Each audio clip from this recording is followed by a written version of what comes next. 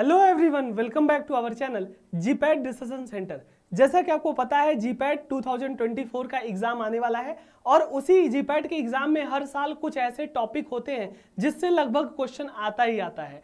कुछ ऐसे important topic जिससे बराबर 1 से 2 क्वेश्चन हर साल पूछा गया है। उन्हीं सारे इंपॉर्टेंट टॉपिक की सीरीज हमारे इस चैनल पे चल रही है। अलग अलग सब्जेक्ट की सीरीज यहाँ पे चलेगी। जो जो इंपॉर्टेंट टॉपिक आपके एग्जाम में आएंगे उसका एक शॉर्ट वीडियोस आपको देखने को मिलेगा। तो उसी कड़ी में आज का जो हमारा टॉपिक है रेनॉल्ड्स नंबर। जी हाँ, ये जो रेनॉल्ड्स नंबर टॉपिक है ना, इंजीनियरिंग का टॉपिक है और इससे लगभग पिछले 7-8 सालों में हर एक बार क्वेश्चन देखने को मिला है और लगातार हर साल क्वेश्चन देखने को मिला है। तो ये आपके जीपैट के एग्जाम पॉइंट ऑफ व्यू से बहुत ही ज्यादा इंपॉर्टेंट टॉपिक भी हो जाता है। तो आज हम इसी रेनॉल्ड नंबर को समझेंगे, इससे किस प्रकार के क्वेश्चन बनते हैं उसको समझेंगे और रेनॉल्ड नंबर के बारे में कंप्लीट आपको वो जानकारी देंगे जिससे आप एग्जाम में इससे क्वेश्चन कर सको। चलिए पूरे वीडियो में लास्ट तक जरूर बने रहना। जी हाँ, अगर हम बात करते हैं रेनॉल्ड नंबर खासकर आपका फ्लो ऑफ फ्लूइड का टॉपिक है। आपने इंजीनियरिंग में पढ़ा भी होगा। अब फ्लो ऑफ फ्लूइड में जो रेनॉल्ड नंबर होता है ना, वो आपका किस लिए, रेनॉल्ड नंबर किस लिए बताया गया है,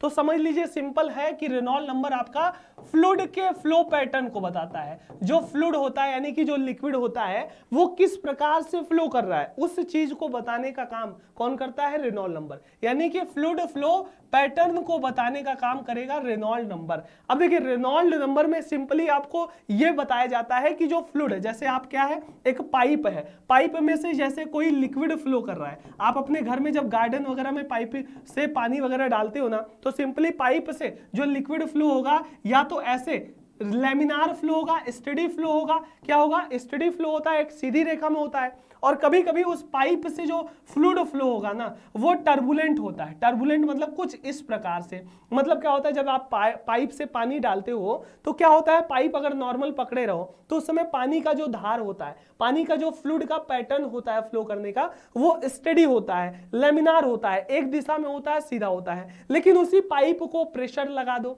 या फिर प्रेशर ज्यादा लग जाने से जो पाइप में फ्लूइड का फ्लो होगा ना वो कुछ इस प्रकार से सीधी रेखा में ना होकर के वो टर्बुलेंट फ्लो करने लगता है। यानी कि वो टर्बुलेशन में आ जाता है और प्रेशर वाइज फ्लो करेगा तो वो टर्बुलेंट फ्लो होगा। तो रेनॉल्ड नंबर इसीलिए बताया गया है कि वो फ्लूइड के फ्लो पैटर्न को बताता है कि जो फ्लूइड है, जो लिक्विड है, किस तरीके से वो फ्लो करने का काम कर रहा है। चलिए रेनॉल्ड नंबर की बात करते हैं। तो ये क्या होता है, it is used for the measurement and types of flow determination. जी हाँ, फ्लूइड किस प्रकार से फ्लो कर रहा है उसको बताने का काम, उसको मेजर करने का काम हम अगर करते हैं तो रेनॉल्ड नंबर के द्वारा करते हैं। अगर रेनॉल्ड नंबर को डिस्क्राइब करें ना तो उसे क्या बोल सकते हो कि भैया ये आपका फ्लो बिहेवियर और फ्लूइड फ्लो के कह सकते हो कि पैटर्न को बताने का काम किया। अगर इसका डिफिनीशन की बात कर लें तो it is the ratio of inertial forces to viscous forces. हाँ जी, ये पॉइंट भी याद रखना, यहां से भी क्वेश्चन बनते हैं कि भैया रेनॉल्ड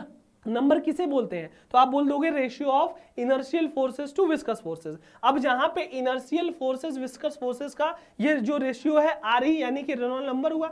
जहां पे इनर्शियल फोर्सेस किसे बोलोगे कि मास, मतलब कितना मास, कितना द्रव्यमान, कितना अमाउंट लिक्विड का फ्लो हो रहा है, into acceleration of liquid flowing. जो लिक्विड फ्लो हो रहा है कितने गति से, कितने एक्सेलरेशन से, कितने रेट से फ्लो हो रहा है, अपॉन विस्कस फोर्सेस को क्या बोला गया है, शियर स्ट्रेस, कितना प्रेशर, कितना शियर स्ट्रेस लग रहा है और कितने एरिया में लग रहा है, ये आपका विस्कस फोर्सेस। यानी कि inertial forces to viscous forces का जो रेशियो होगा वो है रेनॉल्ड नंबर। जहां पे इनर्शियल फोर्सेस को हम क्या बोलेंगे कि कितना मास और कितने रेट ऑफ एक्सेलरेशन से लिक्विड फ्लो हो रहा है और कितना शियर स्ट्रेस लग रहा है और कितना एरिया में लग रहा है ना। तो वो आपका ऐसे ये याद कर सकते हो। यहां से क्वेश्चन बनेगा रेनॉल्ड नंबर में, ध्यान देना। अब RE को हम D म्यू और रो अपॉन ईटा, जहां पे क्या है D डायमीटर ऑफ पाइप, कितने डायमीटर का पाइप है, U या V कह सकते हो एवरेज वेलोसिटी है आपके लिक्विड की, फिर रो की बात कर लें डेंसिटी है लिक्विड की कि कितना डेंस है लिक्विड, और ईटा की बात कर लें ये फ्लूइड की विस्कोसिटी है। इससे आप याद कर सकते हो, इससे 1 से 2 क्वेश्चन यहां से बनते हैं, है ना, कि इसका इनर्शियल फोर्सेस, विस्कस फोर्सेस और फ्लूइड फ्लो पैटर्न, ये हो गया। अब चलिए मेन क्वेश्चन जो बराबर आपका हर साल बनता है वो कहां से है, रेनॉल्ड नंबर के वैल्यू से है। जी हाँ, रेनॉल्ड नंबर की वैल्यू से क्वेश्चन हमेशा आता है। ध्यान देना, अगर रेनॉल्ड नंबर RE की वैल्यू 2000 से कम है या 2000 के आसपास है तो फ्लूइड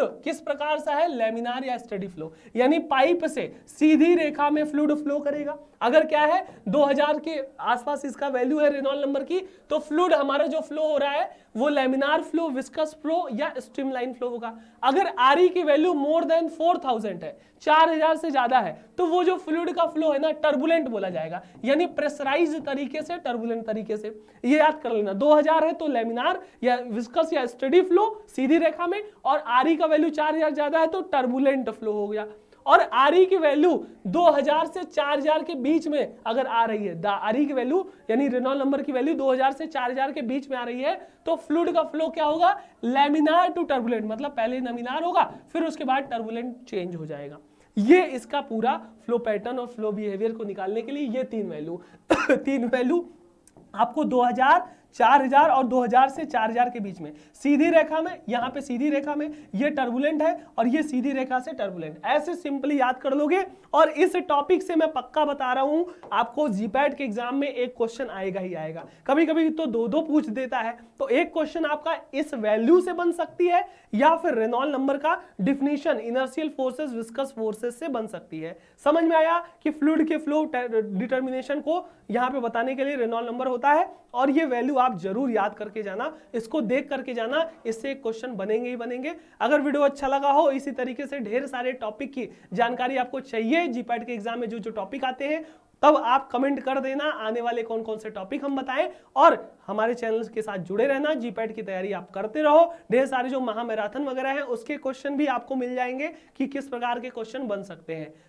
उम्मीद होगी ये टॉपिक आपका समझ में आया होगा। इसी तरीके से टॉपिक आते रहेंगे तो चैनल पे जरूर बने रहना। आपके जीपैट एग्जाम के लिए सभी को ऑल द वेरी बेस्ट।